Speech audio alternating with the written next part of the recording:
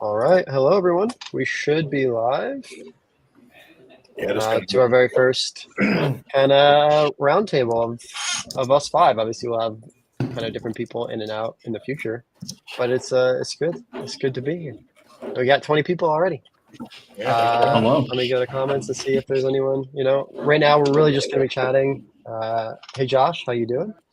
We have a couple of things on our minds, but this is like pretty much an open Q&A with us. So if there's any questions anyone else has, they want to talk about Amazon, Walmart, anything in between, please feel free to jump in and post a comment somewhere. We'd be happy to get to it. I know someone on this call has some pretty bad background audio, which I think might be Christian. That might be me. But 1 second. You could try the background audio filter that this platform I just has. did. It's a little better. It's been on since. Oh, really? Oh, really? Yeah. Okay. Yeah. It sounds like someone's like in the kitchen, like moving bowls around or something. I am in the warehouse and they're working on a shipment right now. Of bowls. So I nailed it. Cool. How are y'all doing? End of week. First week of Q2. How you feeling? Good. And very good, honestly. Things are starting to kind of turn around, like the first month or two, for at least for me. Like things, there's just got hammered with return to January, and then from there had to make some adjustments on buying criteria. And now seeing that results 4, 6, 8 weeks later, we're up 150% from the previous month so far. Obviously, it's early, but making progress in the right direction and being more disciplined with my time blocks, which I know inside the buy box I talk a lot about, but still really good progress so far.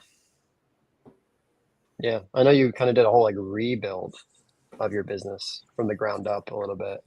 Yes, sir. And you mentioned, I mean, your margins, you're seeing like substantial improvement across the board there. Yep. So you have to sometimes tear things down to build them back up. And I was too reliant on 1 or 2 loops that eventually closed. So anyone that's paying attention, if you have a loop, use it, but then be looking for new ones. And if you're not sure what loop means, just like a coupon stack or a certain sale or something like that, or maybe that stays on there. But let's say a brand becomes restricted for you. I literally had all 3 of that happening in basically a 2 to 3 month window. And I'm take full accountability of the fact that like I did diversify enough as far as different websites and things like that to different coupon stacks. And I got lazy and I paid the price for the last 3 months. I mean, it certainly happens. And I don't think anyone that's quote unquote scaled in any meaningful way hasn't had it happen to them. You just find like this beautiful little pocket of stores or products. You just hit it hard and then you kind of have to revisit. I think that's arguably the biggest argument against arbitrage when you hear from like wholesale sellers or private label. It's kind of like you're just jumping from one thing to the other. On the flip side, I mean, we know that you can easily create a sustainable business, but it's going to take more effort and time through like replenishables, bundles, things like that. But those opportunities that when they come up, like they're so good when they're there that it's hard to ignore. You just can't build a huge, like, I wouldn't say I don't want to go out and build a business around a loop, then use that to increase my overall spend on like overhead, just based on 1 or 2 loops. Whereas like try to grow obviously sustainably, because otherwise you'll get crushed. Yep, no, that's the 100%. It's definitely, like I said, I've been crushed the last 2 months, but that's all right. We're rebuilding back up and we're doing well now. So like, I'm happy. Cash flow is looking better. Like I can pay myself. To be fair, I had money set aside in anticipation of January. Like that's something I would say for anyone that's going to come up on this Q4 is to set some money aside for January, at least, if not February. So if let's say you make a bunch of money, that's awesome. But you're going to have taxes, you're going to have returns in January and things like that, that like, if it's your first time around, like you could potentially get crushed if you're selling in a high return category, because people have until, the end of January, I want to say, to return things. Yeah. And they will, like the last week of January, I legit got like, I had more return dollars than payout because people waited to the last minute and just sent it all in. So I'm very fortunate I did that. So a little scary, but that's part of business. That's the life if you're going to be doing the business, the life you choose. I say that all the time. Pick your heart. It's the life you choose. So I'd still rather do this than anything else. Yeah, I mean, I think Uh, the- I'm starting to look at the platforms as backup loops. Like you almost need, obviously, doing Amazon, you kind of had eBay for your death pile and whatnot. Add Walmart in. Now Amazon is, I know I got deactivated for 8 days. I know Chad got Section 3 like 2 or 3 times. Like, there's just so much going on in this space where you don't know, just with the regates. I mean, I got regated on 2 really big brands last month, and then I think I got like 6 notifications this week already of more brands, and it's been harder to get ungated as well. I've been fighting on one ungate where I guess I didn't put enough units on the first thing. It said you only send in 160 instead of 200, which obviously I made a mistake. But then the next 5 submissions, we won't accept this documentation. Like, these are not the proper invoice. And I'm like, they're exactly the same. Yeah, they're exactly what you're asking I just for. added more to it. Yeah. So, shame on me for not doing the due diligence on the front end, but it can be frustrating. So I think one of the things I took off of Jamie's call last week in the buy box was like, just shelve it and move on to something else, so that you don't spend too much time getting hung up on one roadblock in your day. You can't let that roadblock take out a whole day or a whole week or, whatever the case may be. So. Yeah, I'm dealing with a very nasty quickly. regate right now. The ordered a truckload of this product, sent in like half of it to Amazon, and the day it checks in and is ready to sell, I get regated, and they're not accepting my invoices. Of course, I'm on like attempt number 8 right now, waiting to hear back, and everything on their list that they ask for on that invoice, they're just saying no to. So I'm just going to keep pushing until they try. I'm trying different suppliers and different ASINs to apply under, and they're not accepting anything right now. So it's just pushing through that at the moment. I mean, that's Working on. a go ahead. something worth discussing briefly, which was, and we see the question all the time with the new gating that came up, where before it was 10, now it's 100, 200, 400. The follow-up question to that is, well, are XX invoice still approvable? Like, can I still use Amazon? Can I still use these other places to buy products from? And I'm curious your guys' opinion. I think from what I've seen, it hasn't really changed as far as the type of invoice they're approving. It was always, it could have always been difficult, even before this. There was never a guarantee. I mean, we tell people all the time, yes, Amazon.com has worked. Yes, Kohl's or Target has worked, but it shouldn't. And so, like, you submit it, you maybe get approved. You don't get approved, you have to submit it again. End of day, you are taking a risk buying the inventory because, they are specifically asking for wholesale distributors. I don't think that's really changed. We're still seeing Amazon invoices get approved, right? We're still seeing some people in Nike got approved, reapproved with Kohl's. But it's a higher risk now because you're investing like $2,000 in that invoice. And so I do, from my point of view, I'm not too concerned about that part of it changing. I still think that you can be persistent and win. You might have to apply 6, 10, 12 times. Yeah. You start getting those automated cancellations and declines, and you have to get a little fancy with how you submit it. If it's like annotating it differently or submitting it under a different ASIN of that brand. But I'm curious if you guys, I know some of you have been reapproved, I think, using some of those methods. I don't know. You guys tell me. I mean, I know I haven't used Amazon specifically, but I know a couple people that have. I think other invoices obviously have gotten approved. I mean, back in when they regated everybody in Adidas, I got ungated in about 10 days or so. I think the concern long term is what happens if you get ungated again in 6 months and there's a new date of invoice where that previous invoice that you used to get ungated, are they going to just start regating brands every 6 months and you're going to have to prove a purchase? I mean, obviously if it's a high selling brand and you're replenning, then, you probably have something, but if it's a slower mover, a little bit of a higher profit margin or something like that, you might not. So I think that's a challenge too, is like, do I even really want to consider the initial ungate, because I know it's going to be profitable, but I'm going to have to deal with this up to twice a year, maybe. I mean, obviously that's extreme, but I think you got to take that into consideration.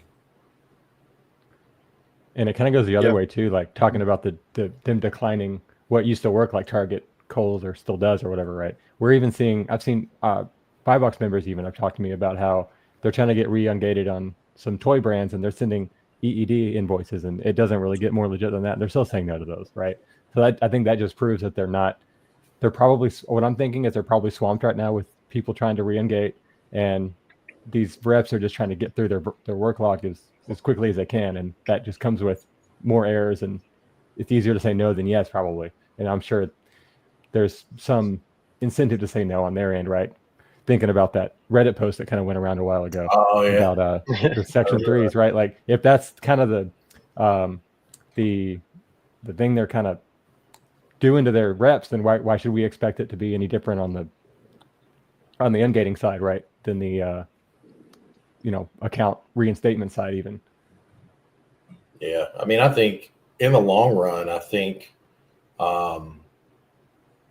it really opens up a lot of opportunity on Amazon in my mind, because you're going to have a lot of people that don't want to deal with it. You're going to have a lot of people that, oh, I'm going to go to Walmart, or I'm going to go to Target, or, like they just announced, I think a couple of days ago, that Target was becoming more reseller friendly, and they were going to unlock a bunch of accounts or something like that. But I think, one of the things that we talk about all the time at TBB is to stay in the course, doing things the right way, building out your business model the right way. And, you might not make the same profit margins you were making, selling pools in 2020, but, at the end of the day, it's not going away. Amazon's not going away. Third-party sellers aren't going away. Yes, you can do some wholesale, you can do some brand direct, you can do other things to protect your business. But, I see the vast majority of people that are, I don't want to say bashing, but, just frustrated with the platform. I think if they can just stay the course and just focus on, I think about the first year that I sold, I didn't apply to ungate one brand.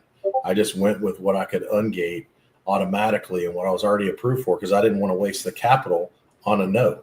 So, is it going to be harder? Yes. Are there going to be brands out there that you can sell without? Yes, absolutely. So focus on those things and, build out your platform and make as much money as you can. Yeah, maybe it was a good point. I think it was 9 months in before I even got, I mean, this is back in 2017, but that was before I got an LLC, before I even went to EED. And back then you couldn't use Target or Amazon or Kohl's. It was like they were much more strict. And I think it's funny to watch it kind of come a little bit full circle, where, I think a lot of the sellers started in 2020, 2021, and this is definitely a new world for them. But if you go back just a few years earlier, like none of that was possible. And to your point, I think this is a moat, right? I mean, I think at the end of the day, Amazon has made it very clear that they're not really looking for hobby sellers on the new side. Now, I think used products, used video games, used books, used electronics, those are always going to be a little bit easier for your everyday person who just wants to make a couple $100s a month. But they're really looking for straight businesses. And that could be, you can make the argument that's because Amazon is a revenue first business and they are wanting to focus on the people that make them the most money. I think you could also very much argue that it's litigation purposes, and there's certainly things happening, government against Amazon right now, and different things like that, that's forcing their hand to say, hey, like we are going to button up our supply chain and make it, force our sellers to be more compliant. So I don't know. I do think though, end of day, it's a moat. And it's the same principle we've always said. Like before you get approved or before you attempt to get engaged in a brand, obviously, click submit and see if it's auto approved. But before you go out of your way to source products to get approved, you should have a list, a go-to list of products you've already found that were profitable that you couldn't buy yet because you were gated through OA, RA, etc. Because you've built in the guarantee, like I'm going to spend $1,000 to get gated, but I know tomorrow I can go out and buy profit, as opposed to just being like, well, everyone's getting ungated in Lego. Like I have to get on gated Lego because everyone's getting on gated Lego. But like if you don't know how to source Lego and you've never come across a profitable Lego, like that just like Not going to help you. makes no sense. So like make a hit list of brands that actually matter to you and where you're sourcing. Yeah, I mean, people that reach out to me to like learn the space. They're like, "Well, can I come source with you for a couple of days?" I'm like, "Sure," but what happens when you go home and you don't have the same stores I have? You don't have the same supply chain. You don't have the same, even if you have the same store, you don't have the same stores and everything like that. I'm like, I can come source with you. I was like, but I don't know if you want to source on the same scale that I source and things like that. So it's like you got to find what works for your own business. Like you can, pick and choose, like as I try to do more OA and listen to Chad and watch him do, Flip Alert and try to add in A to A as part of, my business model for, to grow. Like obviously you take bits and pieces of what, sellers that do well in the space, do and just add that to your toolbox. So I think that's the other thing. I think I tell people all the time, like I can go into a Ross and scan for 8-10 hours and there's going to be thousands of dollars just sitting there that you can sell. There's also going to be things that are thousands of dollars that you can't sell that somebody else can sell. So just because you see somebody with 200, 300 items in their grocery cart doesn't mean you can't go in that same store and make the same amount of money because he might be selling completely different brands, niches, or whatever. So you just have to do what's right for you. But I think that's a big thing is like taking note of like brands you come across that you find in a lot of quantities. And if those are profitable, then it might be worth an ungate. Yeah, preach. I think the whole like you can walk behind a reseller. You can have two people in the same store reselling for the same marketplace and walk right behind them and pick up things off the shelf that they skipped.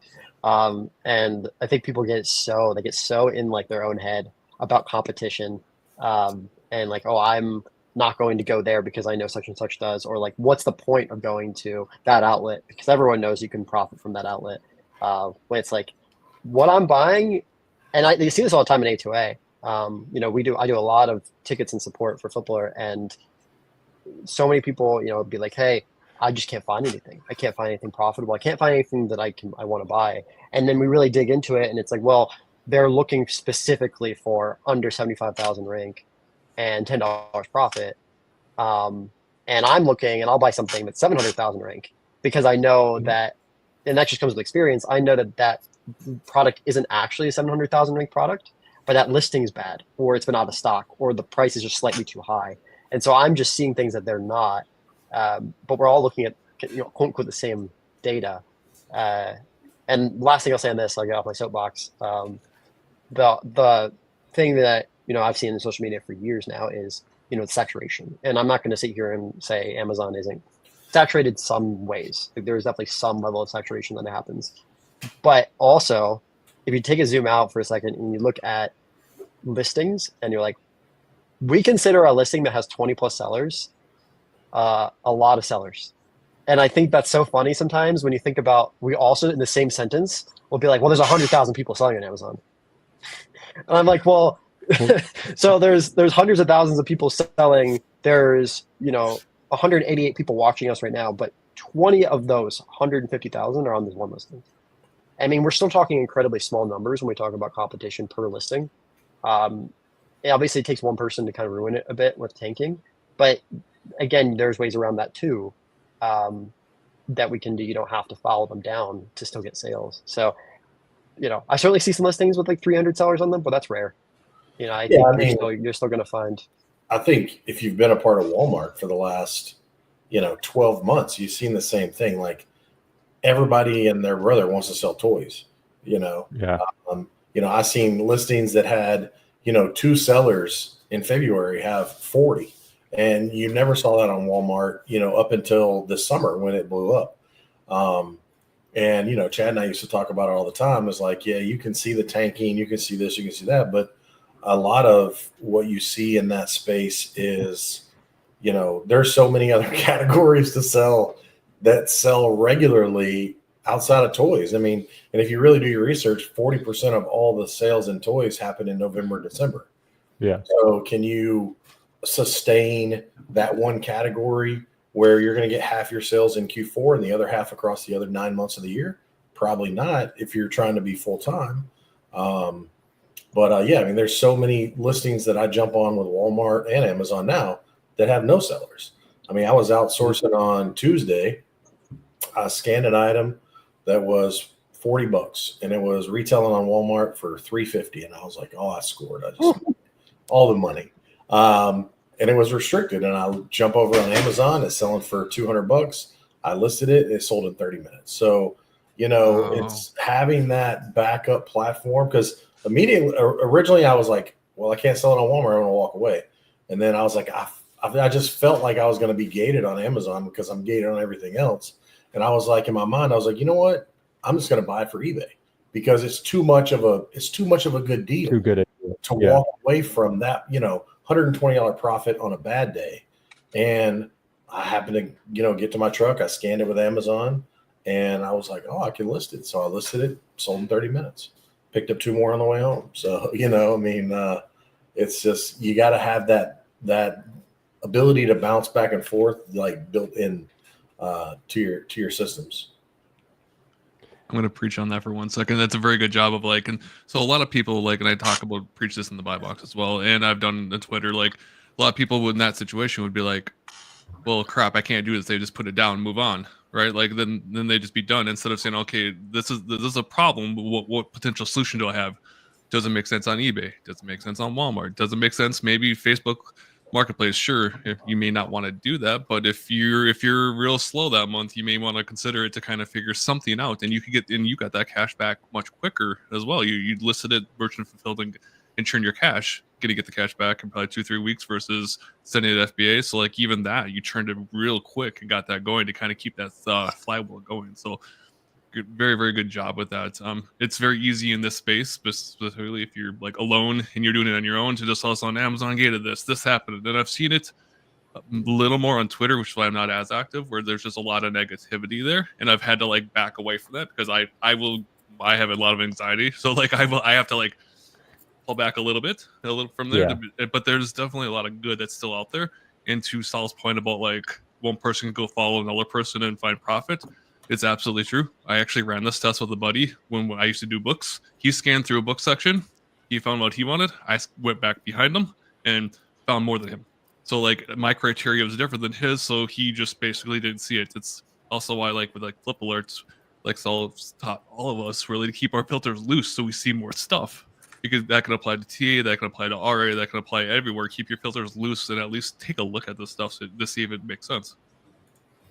Yeah, I mean, I remember one of the first reasons that I started looking at history was when Saul was talking about, things being out of stock. And, I started picking up, I just decided one year, I was like, I'm just going to start buying bathing suits in Q4. And, they're 400 to a million ranked, but it's because nobody's bought it in 3-4 months. So I'm just buying them for $5, flipping them for $60. I mean, yeah, I got to hold it for 4 months, but 10% of my business is now built on that, and that ROI is, we talk about it all the time. That ROI can be 150, 200%.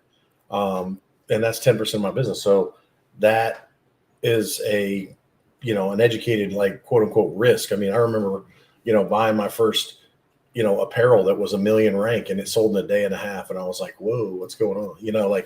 Just because there was so much profit in it. And it's you really don't know, until you test buy. So.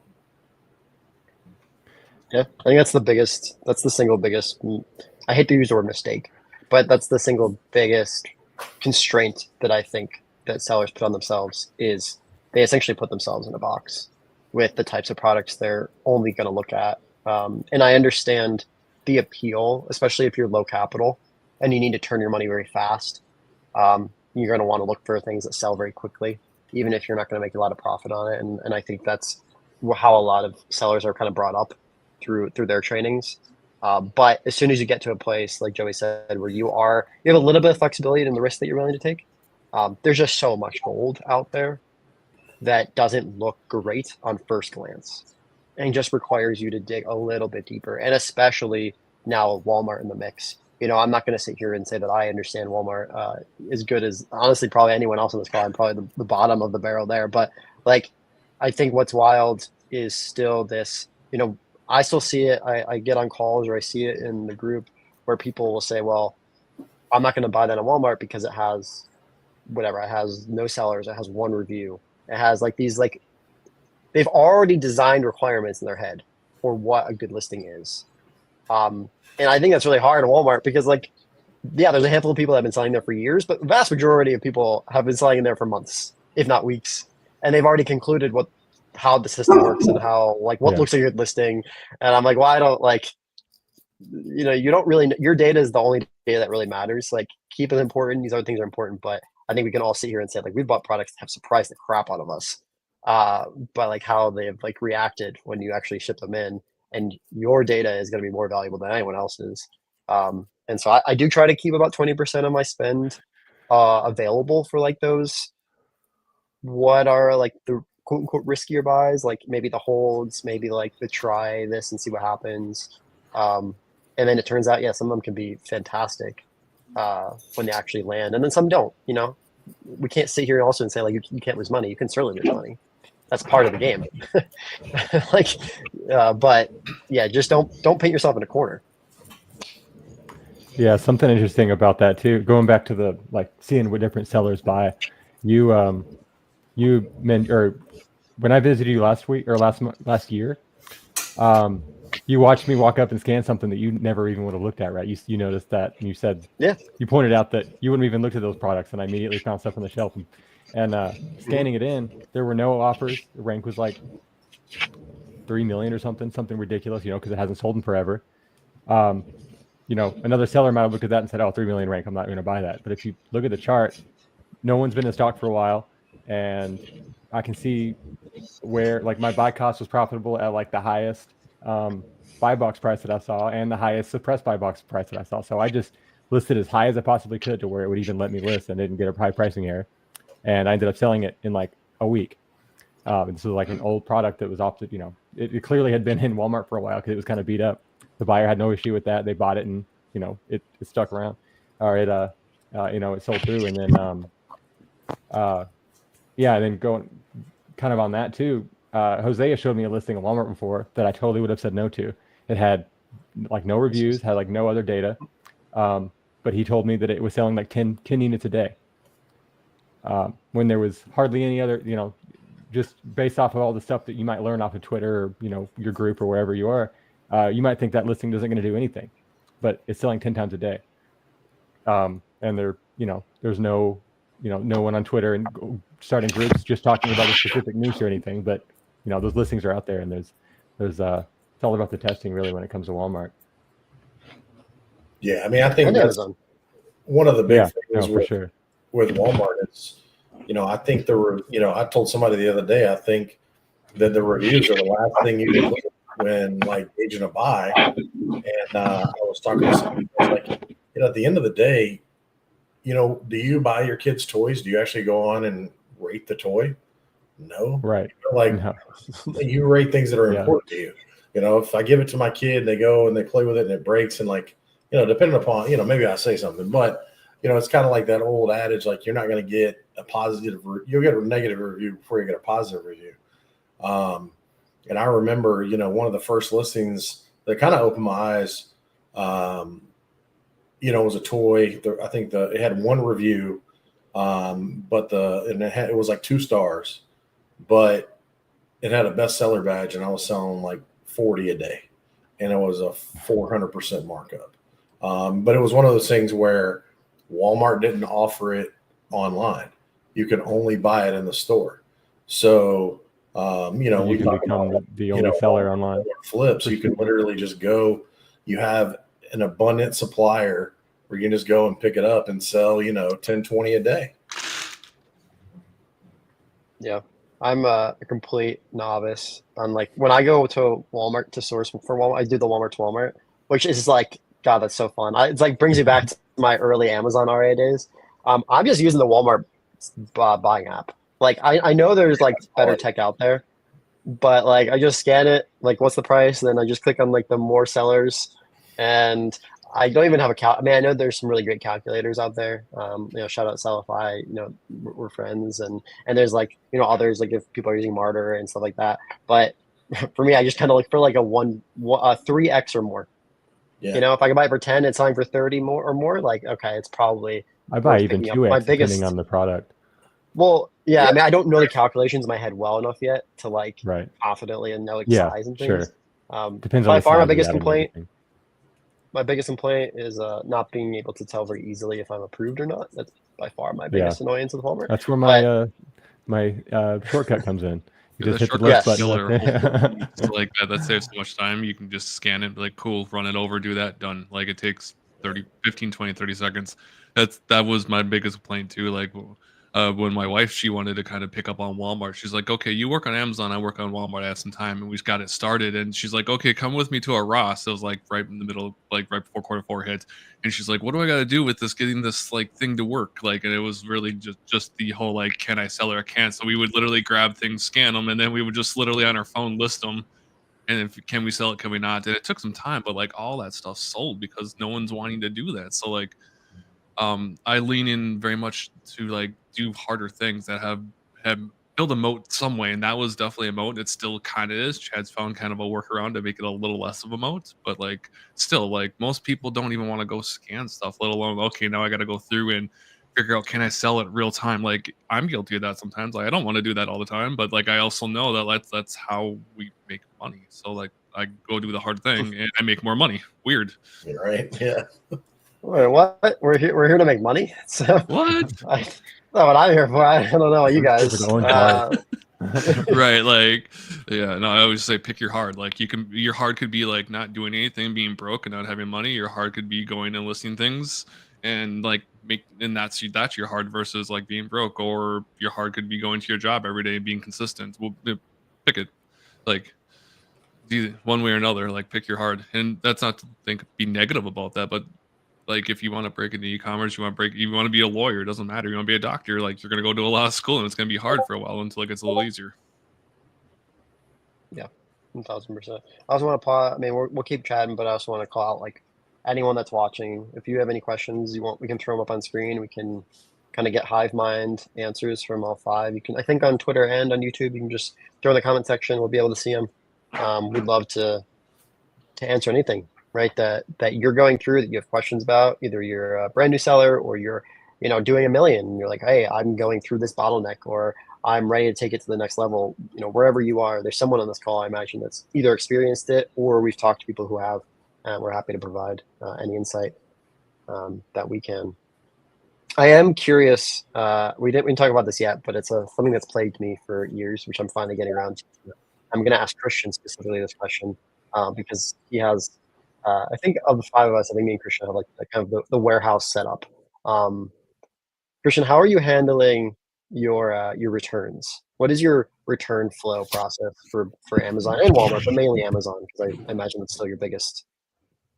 Yeah, so once we get the return, we receive it on our end. We have an Excel spreadsheet that has like the RMA number, so we can match up which product is getting returned.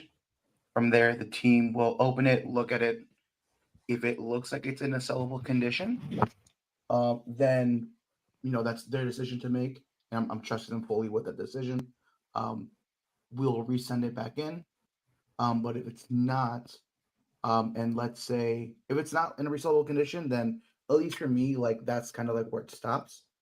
However, if it's like a switcheroo or something of the sort, then that's when we begin to file a safety claim. So if it's not insellable, but it's the right product, what do you do with it? So like for me, just consider that as a loss.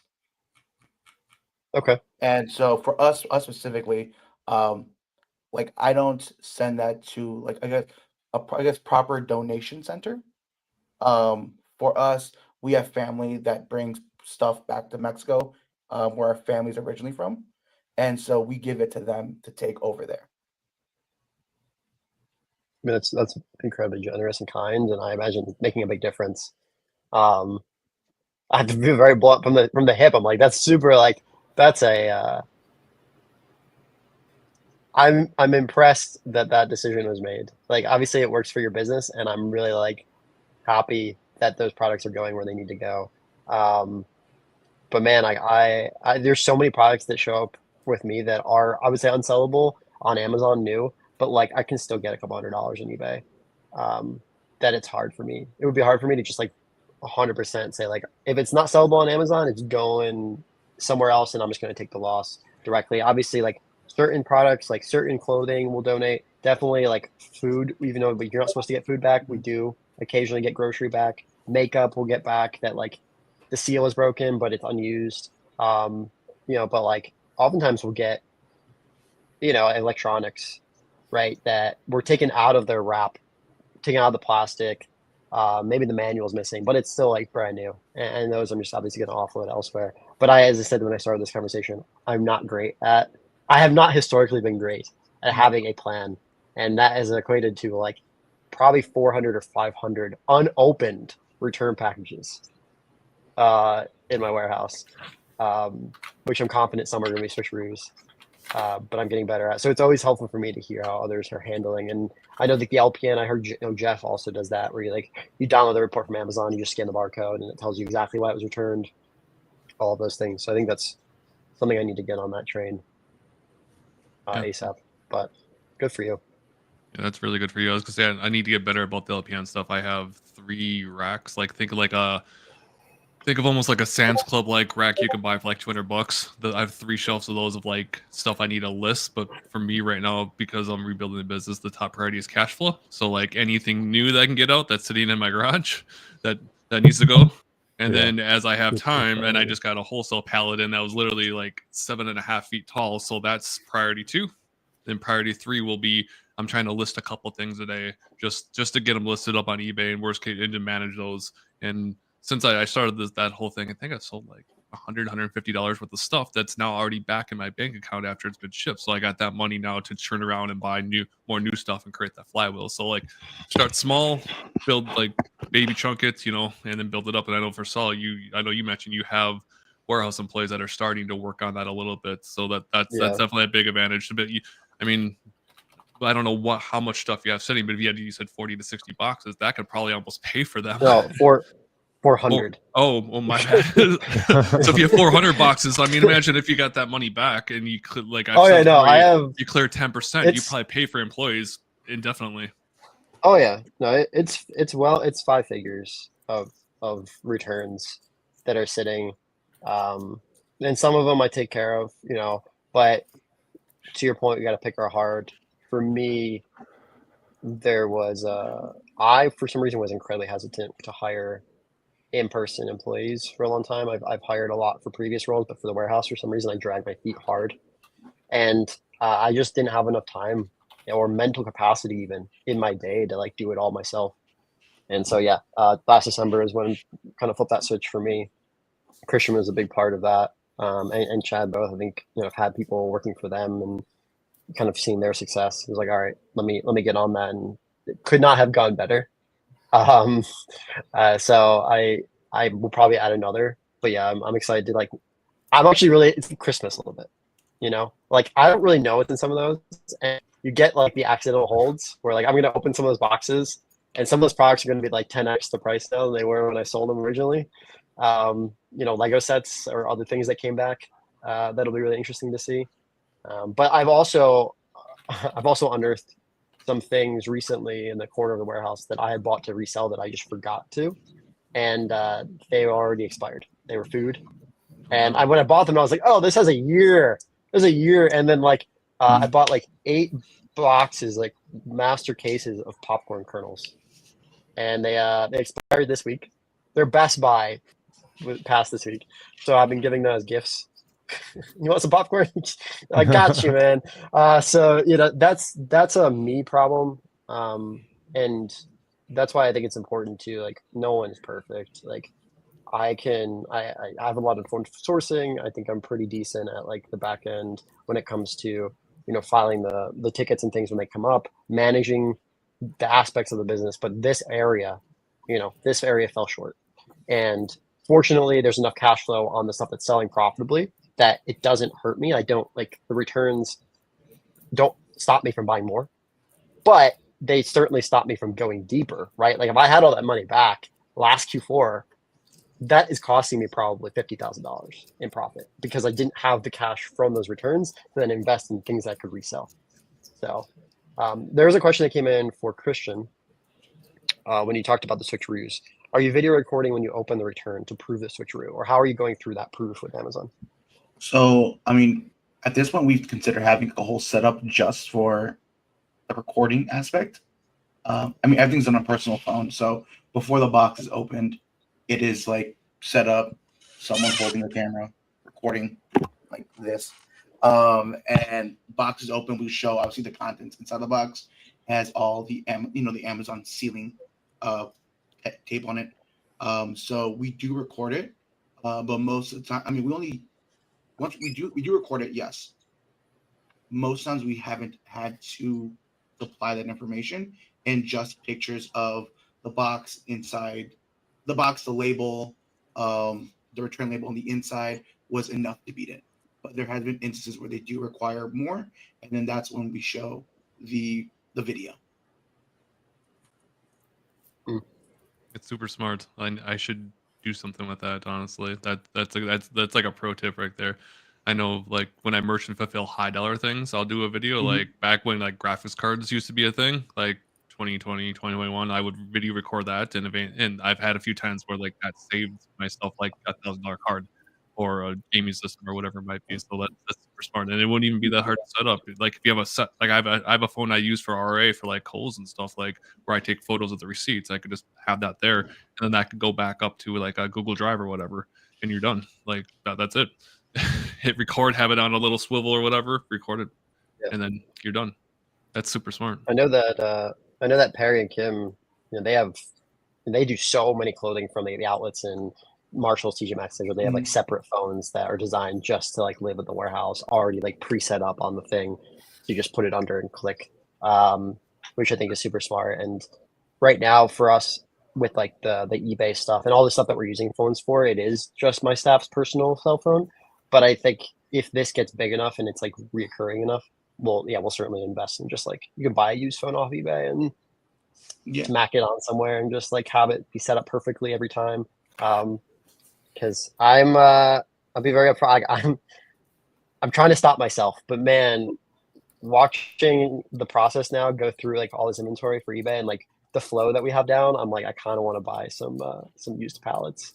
Just for eBay. Dude, I've wanted to do that, but I just haven't had the time. Like that's the beautiful thing about that. Like you could do a couple $100,000 on eBay and have much higher margins and just kill it. Like there too. Like there's so many ways to do this. Like there's a guy I know, Jerry, if he's listening, and he got gated on Funko and some other toys, and he's held them for a long time, and so he's selling a lot of them like on Whatnot.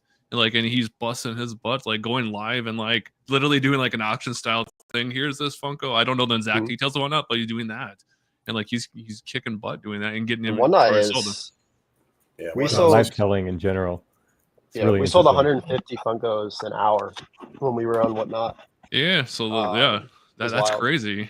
Yeah, and he's doing that. Like then everyone seems to be kind of like you almost have to be like I wouldn't quite say like a master of all, or like almost like shaman, like where you can do a lot of different things. Sorry, my wow came out there for a second, but like a little bit of everything. Like, but you almost have to be able to dabble in a little bit of everything and have like your primary like focus, whether it's Amazon or eBay or Walmart, and then have a secondary for restrictions, unsellable. And diversification is the name of the game in 2025, or arguably 2024.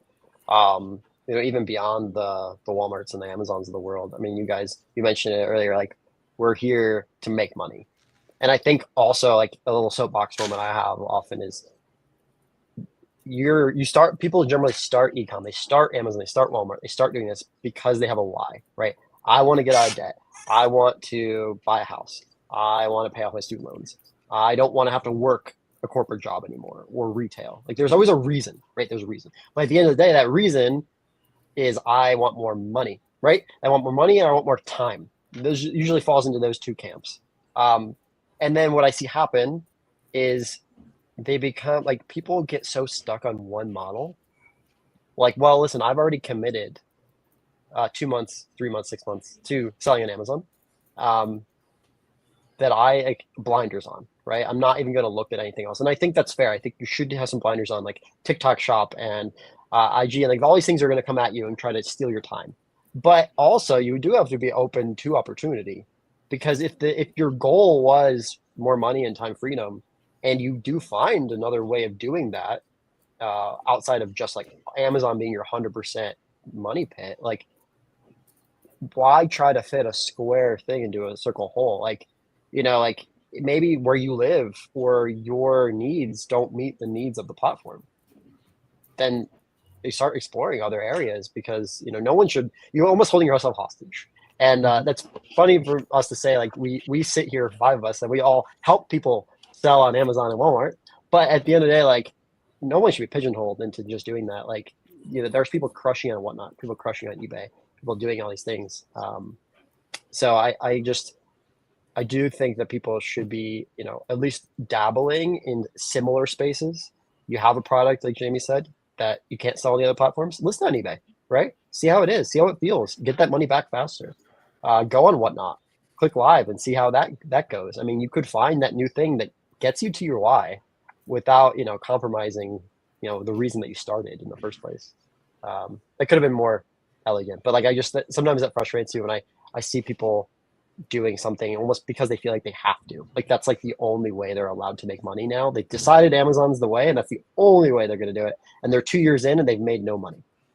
And I'm like, at some point, you're gonna have to be open to exploring other avenues. Yeah, I mean, I or think doing something different. I think you can a lot of that can be applied to each individual platform in of itself. I think, like with RA, when I tell people like how far I travel or how far I go, people are like, that's insane. Like, why can't you just stay in your city? I'm like, I can, but then I'm limited to the products I have the ability to. I'm almost limited to how many days a week I can source. If I'm hitting all these stores consistently, then if I'm picking up the things faster than their supply chain, and then why would I not, travel and make money in other cities as well? Or if you're doing OA and you're sourcing from, it goes back to the loop Jamie was talking about. If you're sourcing from the same, 2 or 3 websites or Coupon Stack or whatever, what else is out there that you're not looking at? You're not, like that's why, I think, Chris Grant always says, your network is your net worth. You never know what you don't know, until somebody opens your eyes and, boom, like this is where it's at. So I think just getting out there and, and just doing the work. Yeah, Scooter. No, absolutely. Like earlier this year, I went and traveled around the country quite literally. Like when I live in Las Vegas now, drove to New Mexico and loaded up a bunch of products and shipped them out. Then the next night drove to Phoenix, did the same thing, and then hopped on a flight like a week later because the products dropped in price again, and flew out to Georgia. Then ended up in Dowling, Alabama, something like that. I don't know. It was like 2-3 hours south of there, but like I did the math, and I was like, dude, like these are going to be like a medium term hold, and they're starting to sell, and I'm making like $5 a profit like per unit, and I got 3,000 of them. Like it makes sense to do things like that. And to be fair, like I did start by just buying 3,000 things randomly. Like I had sold like in 2021, 2022, like 17 pallets of the stuff. So I knew 3,000 will move. And if you look at the Keepa data, you can back that up. So like you're 100% right. If there's opportunities, like why not? And you want to travel a little bit, it's like you can kind of build both in, like kind of build, if that's your lifestyle you want, like build that into your lifestyle. So it just becomes a lifestyle and kind of how you work versus I have to go to do this Amazon job and I got to go travel. If you don't want to travel, sure, figure like Salt's point, figure something out. Like even I'm dabbling in YouTube, I'm dabbling in a couple other things as well. Like where I want to like kind of dabble in those things, and they aren't the thing that's paying my bills right now, but they could in the future. And then I could, if they do start producing, I can dedicate a little more time and a little more time until maybe that I like that more, and that's where I head. But like you know, do the thing that's making your money now, and then dedicate some time to the other things. Yeah, this goes back to remembering your why. And it's okay to stop doing things or to shift your perspective or to pivot, but don't get lost in the sauce. In a sense, don't get lost in the process and forget why you started. and make it feel like it's the only thing that you can do. We kind of got philosophical here. We got off point, but I think it's important because we talk all the time. There's two hands to this equation. One is how do I actually make money on Amazon and Walmart and ecom, and the other hand is like mindset and motivation and the mental aspect of the game. And I don't think you have to have a team. I don't think you have to network to be successful, but I do think that you have to understand how to rally yourself and how to stay on task and how to stay motivated and have a reason, right? Have a reason for doing this, beyond, whatever, having high bars, or, things like that. So, for me, obviously I have a young family. It's also very important for me to one day hopefully be able to retire my mom, in the near future. So to Jamie's point, pick your hard, and some days suck. But like, if you can go back to the why, if you can go back to why you're doing this, like, I have a 3-month-old baby. 10 years ago, 8 years ago, I would have seen him in the morning when I woke up, and maybe when I got home, dinner, like right after dinner. I would have had maybe 2.5 hours a day with him, and now I get like 8 hours a day with him, on and off. And so, you just got to pick your reasons. Like, that's a huge one, for so many people. Yeah, and don't be afraid to make that tough decision. I mean, I made a horrible decision and went back to work in the middle of Q4. But I thought it was something that I needed to do for myself, my family, my business. And I had a plan, and part of the plan worked out. I saved a lot of money, but my business suffered. I think I suffered mentally. Not necessarily going back to work for the man or clocking in or whatever. I didn't have a problem with that, but being somewhere 50, 60 hours a week takes a lot out of a person. And if it's something that, yes, 3 years ago when that was, what I did for a living, I was super passionate about it. And I've realized that, I wouldn't say I lost a lot of the passion, but I think I'm way more passionate about e-commerce now. So as I'm sitting there, and I'm doing the math in my head about how much time I'm dedicating to, Saul likes to say, like, saying yes to something, saying no to a lot of other things, right? So I was saying no to my own business by going back to work. So yeah, it's a separate business, but I had to look at that and say, eventually, like, this isn't going to work. Like, I'm not going to be 100% happy. I got to take a step back. Obviously, the environment was great either. So, I left, the first week of February, and then, sitting down and looking at my numbers, I'm like, what in the heck did I do? So it's like almost starting from scratch. Like Jamie said, he blew up his business. I mean, I did, did close to 6 figures in October, and I did 22,000 in sales in January, which is like worst sales month I had in 3 years. And I'm just sitting there looking like, what did I do? But like Jamie said, you just got to get back to work, I've built out a process for myself. I know it works. I've repeated it multiple times. Now I've repeated it across 2 different platforms, and, I've got Walmart, up, like Jamie said, I mean, I'm up 100% over last month. Is it where I want to be? No, but Amazon's nowhere where I want it to be either. So now my focus is maintaining Walmart and getting Amazon up 100%. And, it's going to take me probably 6 weeks to get there, but it'll happen. And I'll be where I Something want to to remember too is your revenue can go away, but the skill set doesn't, right? You can just plug right back in and get right back to where you were by just, putting the work back in again, right? It's not like you're actually starting from zero, right? You know how to do what you did. It's just a matter of putting the action back in and making it happen. No, 100%. And good for you to kind of have the reflection, not to go too metaphorically down the other direction like we did, but like good for you to kind of realize that and see that and realize what your worth is. And then with anyone and everyone, for me, like I was in a coaching mentor program from January through March myself to kind of, as I was resetting this stuff. And one of the biggest things, the person that was helping me with Marcus, is he was like, dude, he's doing, I think, 5 million on pace to do 10 million in wholesale this year. He goes, consistency, like you drop 2 days of shipping, and let's say you're trying to ship 20K, that starts compounding, and that will that'll bite you in the butt like 6 weeks later, and now you're backlogged versus just being consistently sourcing, shipping. It helps the cash flow, keeps things moving. You really don't feel it nearly as much if you can be as consistent as you can, whether that's I ship every day on Wednesday or I ship every single day. At his level, he's shipping every single day because he has enough inventory to justify that. So like being super consistent and knowing those numbers, like, Joey today's probably, or this weekend, knows what he needs to source, where he needs to go, and how much he ideally wants to hit, and then how quickly he wants to ship. You even, I think, mentioned that in a chat. Like you knew your numbers. You got to go get. And that's honestly the thing I love about this business. It's the results. So like you could go source for 100 hours and maybe you don't get anything. Guess what? You didn't get the results. So you got to go back out, but then you learn a bunch and eventually you could shorten that time down to where maybe it's 10 hours, or Joey starts learning, okay, there's this figure, there's this toy, there's this swimsuit, whatever it might be in every store. And now he just short circuited all that, but putting that time up front, he's able to then spin that up. And now I'm sure if Joey and I walked into a store together, he would kick the crap out of me because he just knows he's been there. He's got the knowledge. Like, it's just that simple. And if anyone could do the same thing if they put the time in. Yep.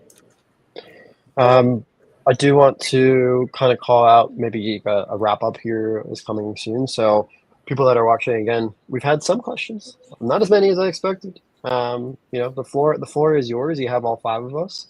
Shout out to, you can mute this part if you hate a little self-promotion, but if you want more of us, there's a website that's been scrolling in the bottom here, TheBuyBox.io. That's where we all hang out, and there's more of us. I think there's 9 total staff there. You've heard a little bit about us right now.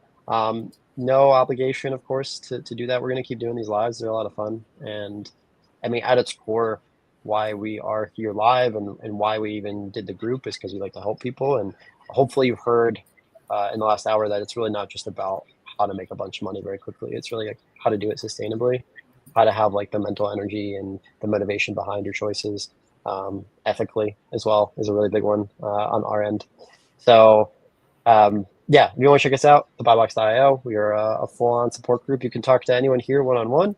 You get a bunch of guides, cool content, a bunch of chatters, like a bunch of other people that are doing what we're doing. But either way, we're going to be here live, and that's free, and you can come and hang out with us whenever you want. But if there's any last-minute questions, like, please, even if it's a big one, we'll take the time, we'll answer it. The floor is yours. Yes. Yeah. Well, I'll throw this up there. You also get Rasty and Johnny. For those that Rasty and Johnny are 2 very active members of the TheBuyBox. Hard to miss them. And Rasty was in here earlier. There he is. So it's a good group of people, and we have a lot of fun, and we also have some really hard conversations because I think that's the nature of the business. It's not really all that fun all the time. Sometimes you have to be real with yourself, and to what Joey and Jamie have both said, sometimes you have to go backwards to go forwards. So I'll let thanks for the assurance of doing everything right. I mean, I'm happy we can give you some assurance. That keyword there is everything, man. Everything is a big word. I don't know if any of us are doing it all right, but hindsight is 20/20 every time, and we just try to get better. We just try really hard, and I think what's the reality of the situation, both as a seller but also on Amazon and Walmart, is the platforms themselves don't make it easy, right? Like they don't let you feel like everything's going right, because as soon as you feel like you've hit something solid, they will change things up on you. And the reality is you just have to be really good at handling change, pivoting, and being open with yourself about your business, be open with other people. I've 100% grown tremendously from the people around me by asking really hard questions or being really open about the trouble I'm having. Chad mentioned he came to visit me last summer. It was a lot of fun. We went to the warehouse, we sourced, but you also heard like he was buying stuff that I was not, and he was doing things that I didn't do. And I remember when Chad had 0 Amazon experience and had just started with us, and an ego in this business will kill you, right? Like it'll set you back. Huge shout out to we recently posted on Twitter a little bit about the TheBuyBox, and 2 people, huge shout out to the 2 people commented that they were sold and they were going to join. What I thought was really interesting was they were both 7-figure sellers. right? Like these are guys that are already doing $1 million plus a year, and they were like, oh, I wanna join the group and I wanna see what's going on, right? Maybe fit for them, maybe not. But I think that's a quality that a lot of people share is like your willingness to learn, your willingness to express yourself with others, and be open about maybe quote unquote your faults, because we all have them, even if you don't want to admit it. So it's very cool. I love hearing you guys talk about all the other options. I'm a big believer in selling across multiple platforms and being as diverse as possible, not talked about all the time. So it's good to hear. Yeah, we appreciate that. Yeah, again, no one should be put in the corner, or pigeonholed, as they say. I never understood what that meant until I had to look it up when I was in the corporate world. I feel like they kept saying pigeonholed. I was like, that's the weirdest saying I've ever heard.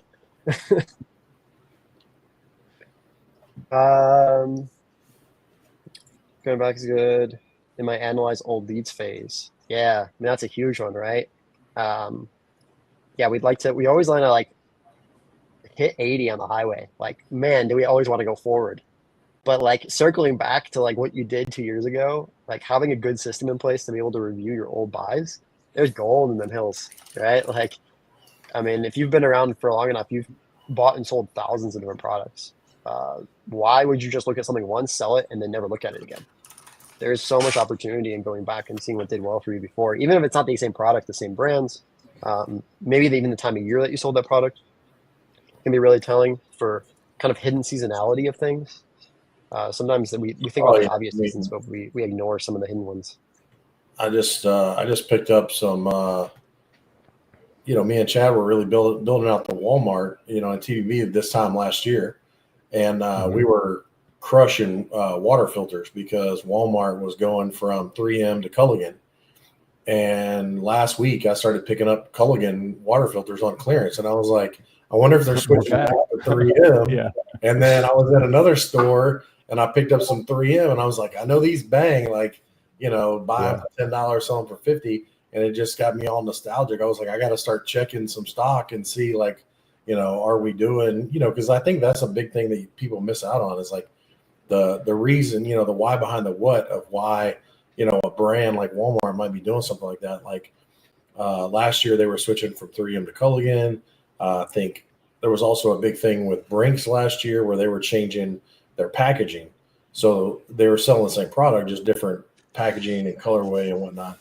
And little things like that bring that back up. So when you see those old packages, you're like, okay, this is probably a discount. And, it kind of gives you nostalgia, like, oh, this is how I got started, that kind of thing. So.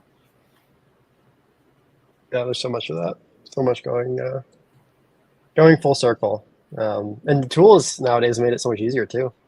Like you can just pull leads, and then Joe, to your point, like we have stock checkers now for Walmart, which like didn't exist, a couple of years ago. And you can just go like, well, what did I sell? And then just feed the UPC into a stock checker and be like, all right, well, this time last year I sold this and bought it on clearance. I wonder if it's on clearance again this year.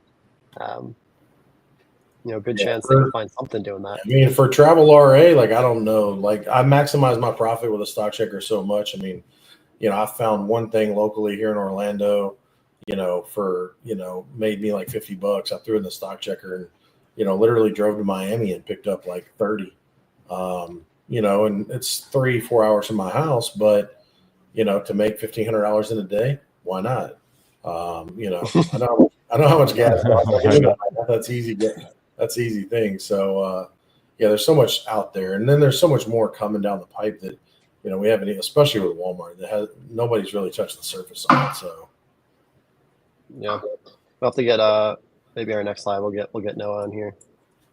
That'd be great. Talk more about like what's coming for Walmart sellers and what data is available, and yeah, it's so interesting to see kind of Walmart with the same trajectory that Amazon was on, just being kind of lagging behind. But it'll be an interesting Q4 with where they are, and they have 8 months or 7 months to kind of continue to dial in where they want to be. It's certainly a plan for me to be more involved in Walmart by Q4, and I think particularly with how long gates are taking now, I'm trying to look ahead. I had just 6 weeks. It's cut down a little bit. Yeah. My last That's great. My last one was 2 months and 3 days. The one I got this week was 6 weeks. And I tell people don't stop. Like just keep like they respond. Like they're slow, you know. As fast as Amazon declines is as slow as Walmart will approve you. So They at least will approve you sometimes. Yeah. For sure. Yeah, we'll see if it ups Amazon's. I don't, we haven't seen that really yet. Walmart having really an effect on how Amazon's treating their sellers. Ryan saying he recently had a ungate in 3 days, so that's huge. Yeah, there was like a 10-day window in January where they were flying. I don't know if they just stopped looking at old cases and only started handling new cases. I know somebody that got ungated on like 3 different brands in the same week. And then that went away quickly. And then Chad dipped, but Chad picked up a little cheat code that he actually responded to an approval and got a second brand approved from the same person. Because when Walmart approves you, an actual person responds to your approval. So he was able to pick up a little cheat code and respond to that person. And that has helped 5 out. ungates off that one email thread. To be able to get 5 ungates. Next week I tried that again and it didn't work anymore. Yeah. So, So they told me no. Yeah. So They caught on to the cleverness of it all. they're like, Saved me like 7 months though, waiting through all those ungates.